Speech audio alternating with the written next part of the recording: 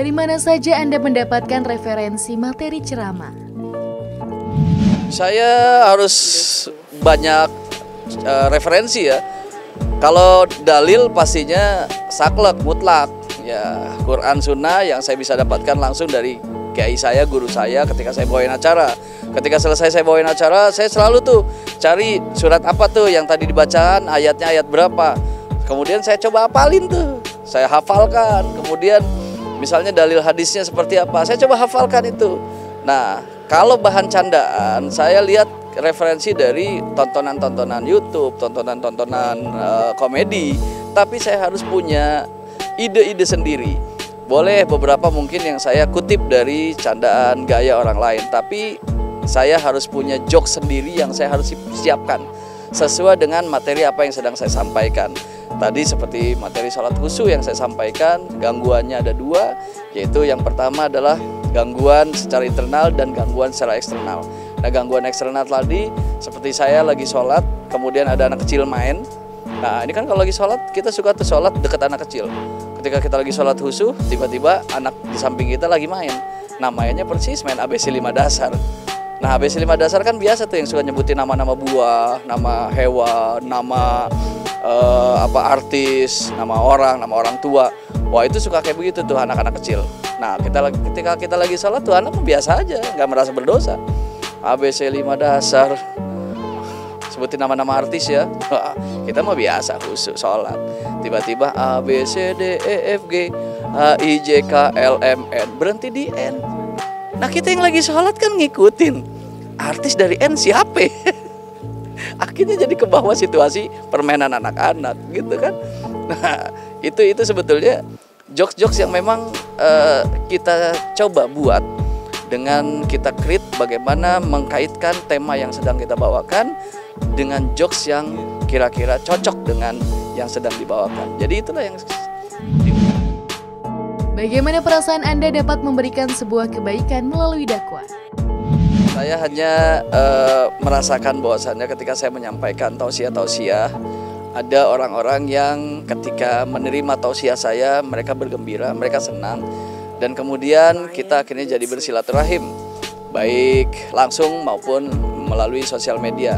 Dan menyampaikan kegembiraannya itu kemudian disampaikan kalau beliau sekarang berubah dan sebagainya, ini sebuah kebanggaan.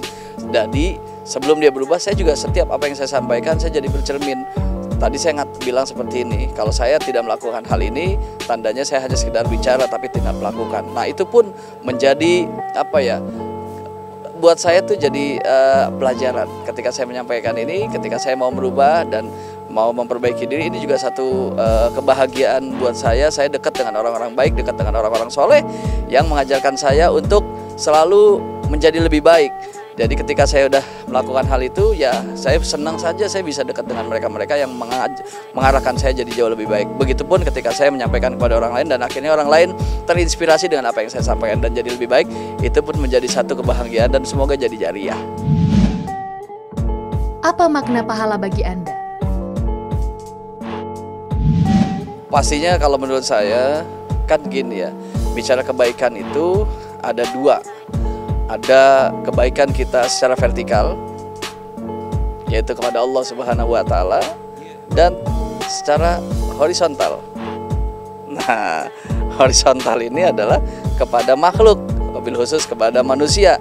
Jadi ke atas kita baik dengan melaksanakan ketaatan kita, melaksanakan ketakwaan kita kepada Allah, dan secara hubungan manusianya kepada hubungan makhluk lainnya kita pun baik.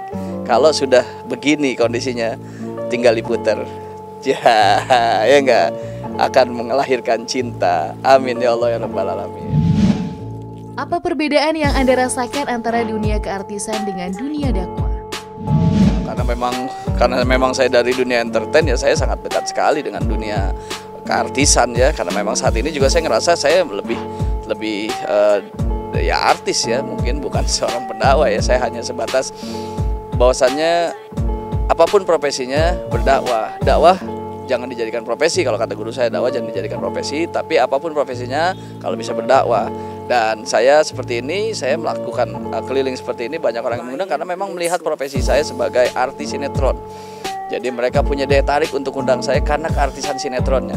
Kalau bicara keilmuannya mungkin masih banyak orang yang lebih alim. Ada yang berpikir, wah mungkin Bang Hafiz ilmunya masih cetek aja udah ngajar. Saya sampaikan, ilmu saya bukan cetek. Kalau cetek masih ada airnya, saya nggak ada airnya. Tandanya nggak ada sama sekali, cuma mau belajar, itu aja, kita harus belajar. Jadi antara keartisan ya saya hanya berpikir saya ini dunia entertain, tapi saya diminta untuk berdakwah, saya pun melakukan itu. Tujuannya untuk apa? Ya investasi buat saya juga. Setelah saya menyampaikan, jadi banyak materi yang saya jadi hafal kan. Setelah materi saya jadi hafal, kemudian besoknya materi yang berbeda saya harus hafalin lagi, harus belajar lagi. Akhirnya yang tadinya punya materi 10 lama-lama jadi 20, materi 20 lama-lama jadi 30, jadi 100, bahkan jadi berlipat-lipat. Dan tentunya ketika kita menyampaikan, ada yang melakukan setelah kita menyampaikan, itu kan jadi mudah-mudahan jadi kebaikan-kebaikan. Saya sih hanya wallahu a'lam bishawab, semua urusan Allah. Saya hanya melakukan, saya hanya ikhtiar. Kalau urusan kebaikan, pahala dan sebagainya itu urusan Allah. Semoga ini menjadi, saya hanya bisa doa, semoga jadi kebaikan buat saya. Semua isinya adalah dalam rangka gebyar Muharram. Bayangin, kita kehilangan 1, tapi Allah ganti bisa lebih dari 10. Makanya banyak sekarang